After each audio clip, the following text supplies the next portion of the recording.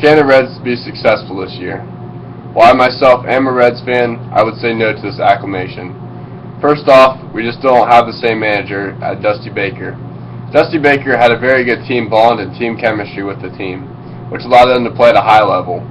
Now we have Brian Price, who was our old pitching coach, as manager. He won't have the experience needed to be a successful team this year. It'll just take time and effort for him to be better. Next we go into third base at Todd Frazier. Todd Frazier had an amazing rookie year 2 years ago, but last year he struggled at the plate and was very inconsistent overall.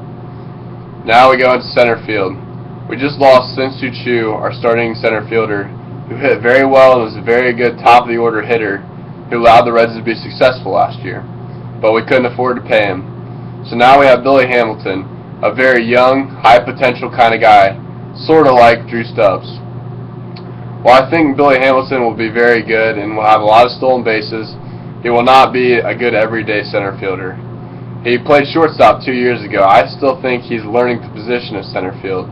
That'll be a huge transition to see how well he does. Next we go to our team leader, Joey Votto. Joey Votto has been carrying the Reds for the past 4 to 5 years. But 2 years ago he had knee surgery, which his power numbers have just not been the same since then. And with the deductions we have coming into this year at our lineup, our hitting already not being that great, Joey Votto will have to have a huge year for the Reds to have any kind of chance of making the playoffs. Which leads me into our main portion of this, our pitching injuries. Matt Latos, our starting pitcher last year, who kind of became our number one pitcher after Johnny Cueto hurt himself 3 times last year with a strained oblique.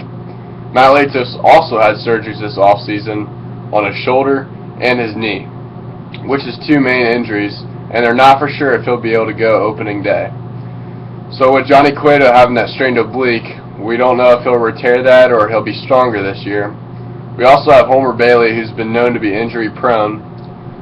Along with that, in our bullpen, we have Jonathan Broxton, who's had shoulder injuries also this past season and won't be able to go opening day. Then we have our closer, who's not had any injuries, but he throws 100-some mile an hour, so we'll see if he can continue his healthy streak.